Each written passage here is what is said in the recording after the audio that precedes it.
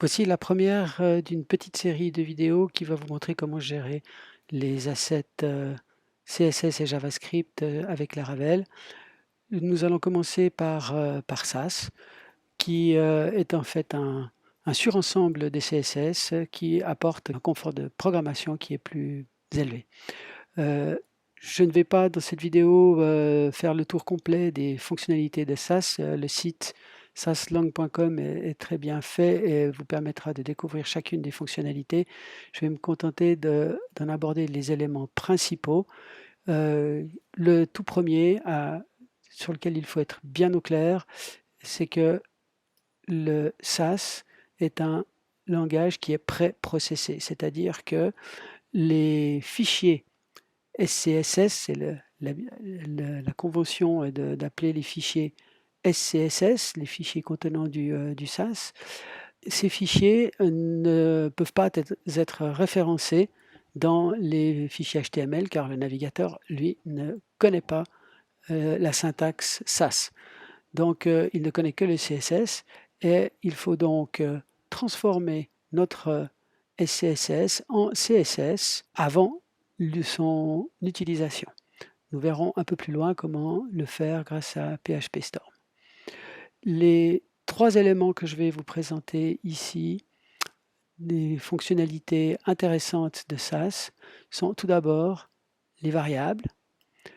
Au lieu de répéter des constantes, des valeurs comme ceci, que nous allons peut-être retrouver à plusieurs endroits dans du code CSS, au lieu de faire du copier-coller, SAS permet de définir des variables. Donc en début de fichier, nous allons pouvoir définir ici une couleur, primary color, avec un dollar. Le dollar est important, c'est lui qui identifie le fait qu'il s'agisse d'une variable, et puis sa valeur. Ensuite, on remplace simplement dans le CSS les valeurs par le nom de la variable.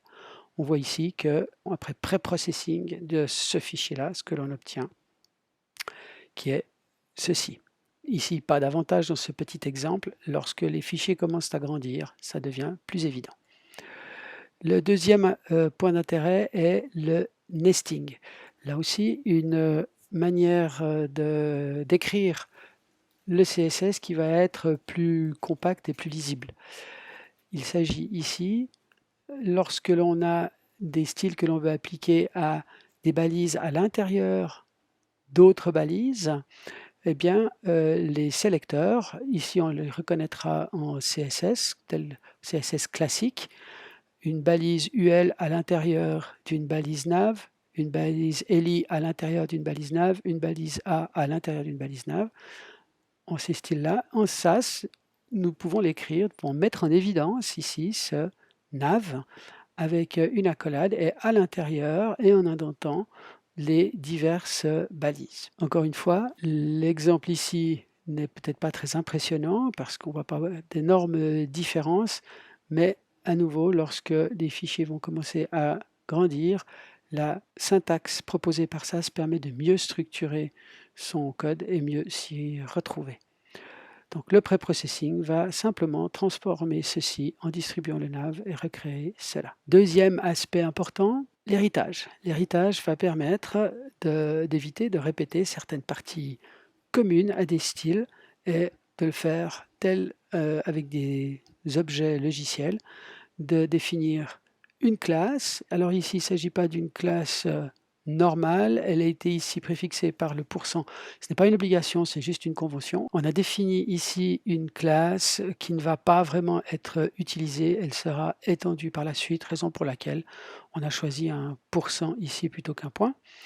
Et puis, on a ici la syntaxe extend pour nos messages. Donc tous nos messages auront cette bordure, ce padding, cette couleur. Un message normal n'aura que ça. Un message success aura une couleur verte pour sa bordure. Un message d'erreur aura une couleur rouge. Et le warning, la couleur yellow. La transformation.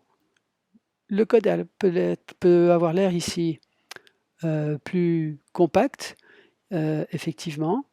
La difficulté par contre pour l'œil humain consiste à repérer que success, la classe success, elle est à deux endroits. ici, la classe warning aussi. Et là, on pourrait avoir de l'espace dans un grand fichier entre deux et ne pas le percevoir. Et donc ne pas percevoir, en voyant la classe warning, on aurait tendance à se dire tout simplement, bah tiens, c'est une bordure jaune et c'est tout. Non, il faut remonter ici pour voir que c'est une bordure jaune, plus elle est solide, plus elle a un padding et une couleur. Tandis que ici, la classe warning, on voit tout de suite qu'elle dérive de quelque chose, donc qu'il faut aller rechercher cette information. Le dernier point qui ne figure pas ici dans la documentation, mais qui est un élément bien pratique de SAS, c'est la possibilité d'écrire des commentaires, et ceci en utilisant la syntaxe bien connue du double slash.